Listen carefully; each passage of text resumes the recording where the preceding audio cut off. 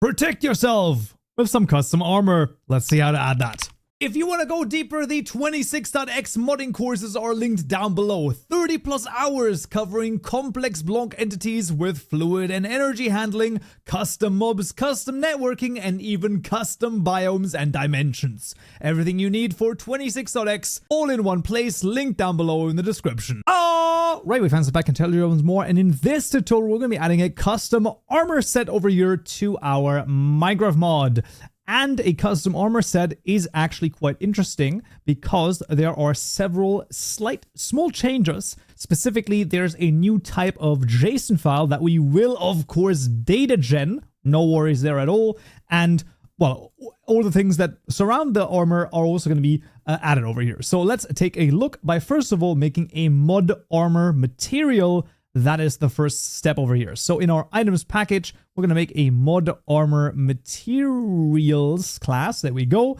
And this is going to look slightly crazy over here and a little bit different than you might be used to, but that's going to be okay. We're going to have a private, actually, let's make it a public static final resource key. So we're going to start with a resource key of type extends registry, which has to be the net Minecraft core registry. Very important right here, of type equipment asset. Yes, this is the root ID. Why do we need to do this? I will show you in a second. This is going to be equal to the resource key.create, actually create registry key, passing in an identifier, this time with default namespace equipment underscore asset. Now, why do we need to do this? Well, if we go into the equipment assets, if I recall correctly, just making sure we write this correctly. There we go. This one right here. This also has the root ID. However, it's not public, so we can't actually access it. And this is needed to create the ID right here. Now, is this doable or not? Equipment assets.create, create ID. It is. Oh yeah, but the issue is then it's under the default namespace, so we can't use that. That is the issue. There we go. It is what it is. We have a public static final resource key of type equipment asset, and then so the root ID we only need once for however many equipment assets, and then an equipment asset over here, the Azurite key, that is needed for every one of your different types of armor sets. This one is equal to the resource key.create, passing in first the root ID, and then identifier from namespace and path, with of course our tutorial mod.mod ID, and we're going to call this Azurite over here. Like I said, if you had like 3 different armor sets, then you would need 3 different keys over here in this case. We'll also have a helper method. We're going to take this from the armor materials class. I'm just going to copy it over from the prepared one over here, but you can, like I said, press shift twice. Look at the armor materials class. You want to use the interface, and you want to use this one right here. It just makes it a little bit easier to basically use it instead of always making a new map. We can just use the helper method over here. That's fine. And then finally, we have a armor material over here. So a public static final armor material. We'll call this the Azurite underscore armor underscore material equal to a new armor material. The first parameter being the durability. Then we call the make defense method, which is going to give you the defense values for each of the different pieces of armor. It's very important. Then the enchantment value. Then we get sound events dot, and then here an equip sound. Let's do, for example, copper. Why not? Let's add some toughness over here, maybe a little bit of knockback resistance. And finally, mod tags.items.azurite repairables. And the final one is the Azurite key that we've defined right here at the top. So that is an armor material. Highly recommend it. Once again, in the armor materials class, you can see all of the vanilla values for what we have over here. So for example, toughness over here is 2 for diamond, it's 3 for netherite, and so on and so forth. So you can basically change those up if you so choose to. Definitely the Azurite over here is quite good in terms of the armor values, but of course you can change those in whatever way you so choose to. Then let's move on to the mod items class, where we're going to register our 4 pieces of armor. Let's start off with a sword item for the sake of argument over here, the Azurite sword, and that's going to be the Azurite underscore helmet. And of course here, this is the Azurite underscore helmet. And this one is, instead of a sword property, this is humanoid armor, where we're going to pass in the following parameters. Mod armor materials.Azurite armor material, and then we need to define what type, it is, in this case, it is the helmet. And that's it. We duplicate this 3 additional times so that we have 4 in total. And then it's just about changing the names over here. Chestplate, and then the chestplate right here. And super important, the armor type has to switch to chestplate as well. Then when we get to the leggings, well, we change the name to leggings. We change the name to leggings, and we change the armor type to, can you guess it? Leggings, exactly. And finally, the boots, and of course, the boots right here as well. And then the armor type here is, of course, boots as well. And those are going to be the 4 different armor pieces. But we're not nearly done just yet, because the next step is going to be, let me think about this. It's going to be, let's do the assets first before we tackle anything else. But let's add it to the creative mode tab, because that is a thing that I might forget. So we're not going to go to data gen just yet. Luckily though, data gen is not actually as crazy as it once was. It has improved quite significantly. But there we go. So then we have the 4 different pieces of armor, and then let's go to the, first of all, translation. I mean, that's, I don't even know what to tell you about that one. But what I can tell you about is, number 1, the item textures. This is, of course, once again, all of those are available to you once again for download. Those are going to be the boots, chestplate, helmet, legging item textures. And then super important, there are 3 more textures that we will need. Those go under textures. So we make a new directory inside the textures called entity. Make sure all of these are written 100% like this. If they are written in any way wrong, if there's a typo in there, it's not going to properly work. It has to be under assets, tutorial mode, or your mod ID, textures, entity. Inside of the entity folder, we make the equipment folder, equipment, and then inside of there, 3 new directories as well. The first one is going to be humanoid, exactly right. Then we can just control and then drag this folder into the same folder, basically. So like the humanoid folder is dragged into the equipment folder, which is going to copy it. Then this is the humanoid underscore leggings. And then the humanoid underscore baby is the last one. So we have 3 folders over here inside of the equipment folder, inside of the entity folder, inside of the textures folder. Exactly written like this. It has to be exactly correct, otherwise it's not going to properly work. And all of those just have the aswrite.png. I will show those in a second over here, but the general gist is just that those are how the texture of the armor looks like in 3D. So you can see the humanoid over here. This is the chest plate and the helmet, while the leggings are the boots as well as the leggings, I guess. And then the humanoid baby over here is just the baby. It does look a little bit different because this is, you know, it's done by different people. This I might have done this, and this hasn't been done by me, so that's why it looks a little bit different. But generally speaking, though, it's still important. The baby is a little bit smaller, and this has been added, I think, actually in 121.11. I want to say when the babies were added. I don't even know, or was that in 26.1? It doesn't matter. But basically, the babies over here have their own custom armor now. It's no longer scaled down. It's actually its own completely custom sort of 3D look to it. Yeah, that's a very important thing to note over here. But those are the 3 things that we need. Having added this, then we can move on to data gen, where we're actually going to start off by adding the equipment asset, as that's just more important than anything else. So the equipment asset JSON file is a JSON file that points specifically to where these 3D, sort of 3D textures are. So we're gonna make in the datagen package a new Java class called the mod equipment asset. There we go. It could also be equipment assets, but it's fine. You could also call it the mod equipment asset provider. I mean, I think that that's actually better. Provider, that's gonna be okay, because then it all ends with provider, and this will implement the data provider over here from data.net Minecraft data. Absolutely correct. And we'll hover over this to implement the run method as well as the get name method. And there we go.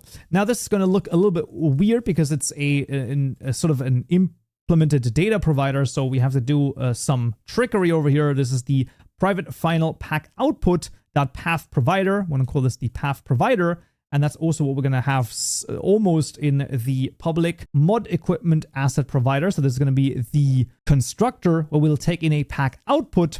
And then within this path provider is equal to the output.create path provider, passing in pack output, and the target over here is going to be the resource pack, and the kind is equipment. This is always going to be the same for the mod equipment type. That's just what we need. I believe you should be able to actually take a look at this as well. If you look at the equipment asset provider over here, this does a very, very similar thing, or it actually does the exact same thing.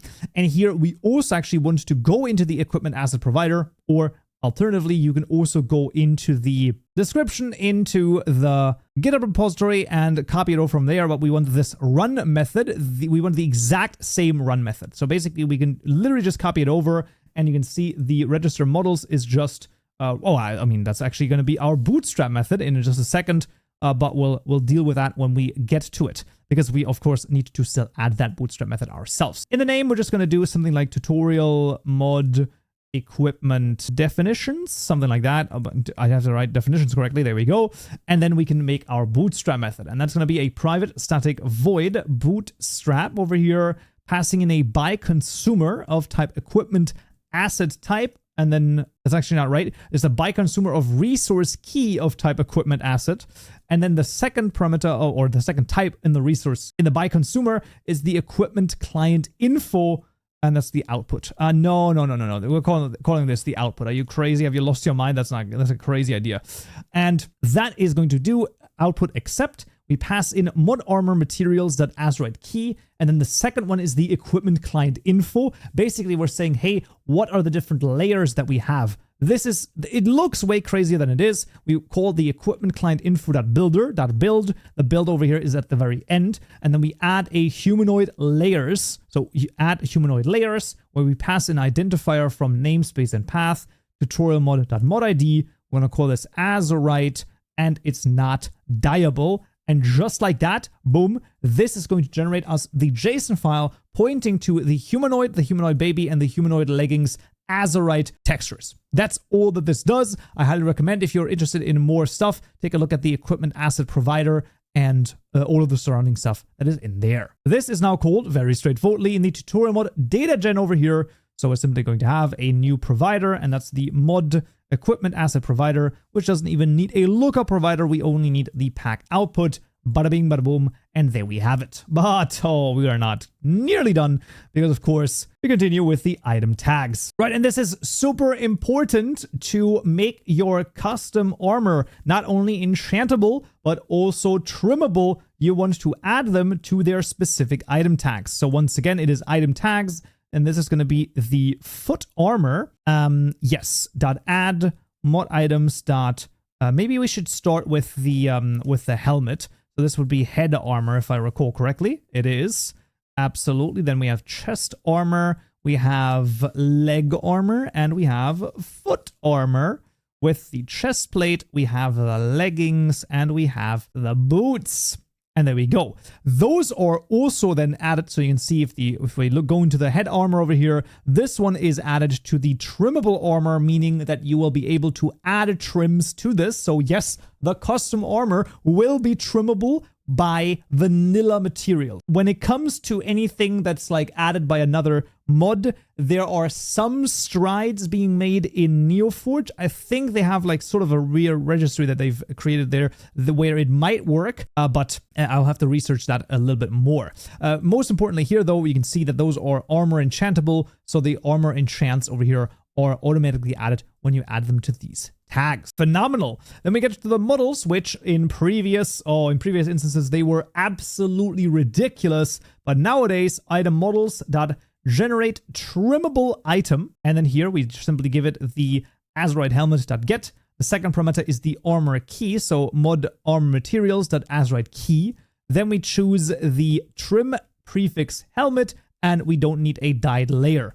And this is going to generate us everything that we need. Here, of course, very important that we don't forget when we change the item over here that we also change the prefix. That is super important. Otherwise, it's going to look very strange or might actually not even work at all. So that's a very easy thing to miss over here. And those four those four methods, right? Just those four calls, these 4 lines will generate us like, I don't know, 50 JSON files. I'm telling you, it's absolutely ridiculous because we have to go through each of the different armor materials over here, and it's all sorts of crazy stuff. So I highly, highly recommend. This is the reason why with data gen is just vastly preferred. I mean, as at the end of the day, obviously you can do things manually, and maybe you have, but once you see the different JSON files that you have to do for every armor piece, you're gonna say, you know what, maybe we should just stick with this. Regardless though, we have the recipes that we also still need, so let's just add those as well. That's gonna be the helmet first of all,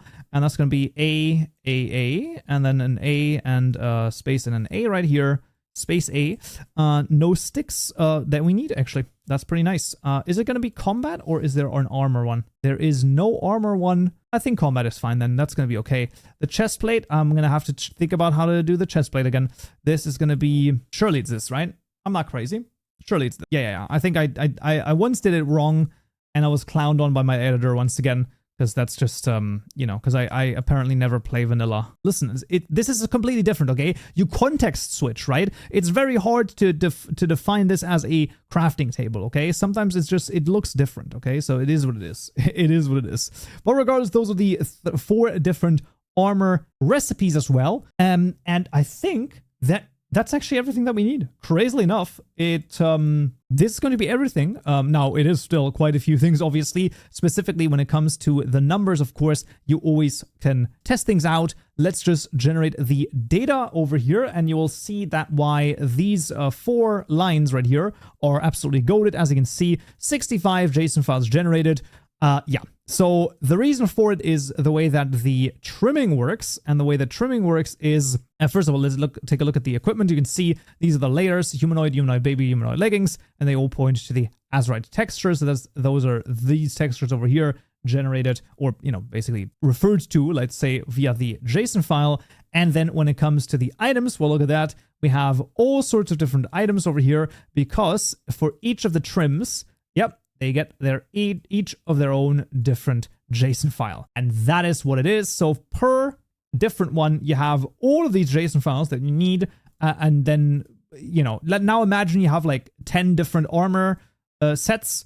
Yeah, good luck with doing that individually. You would actually lose your mind. That's like ridiculous. And, you know, this just boom, bada bing, bada boom, done.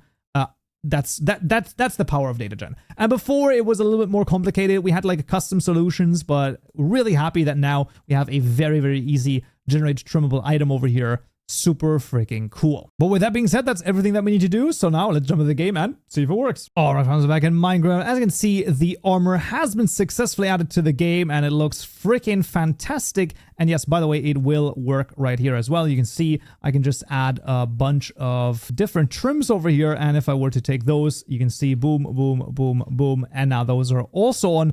Absolutely freaking fantastic. I think that's really freaking cool. The fact that it's like, it works very straightforwardly, that we can just add those trims.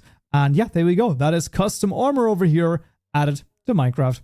Awesome. And that's gonna be it for this tutorial right here. Don't forget that you can get 2 weeks of early access if you join as a Stone Brick member over here on YouTube. And that allows you to watch this video right here, custom horse armor, immediately. Until then. So yeah.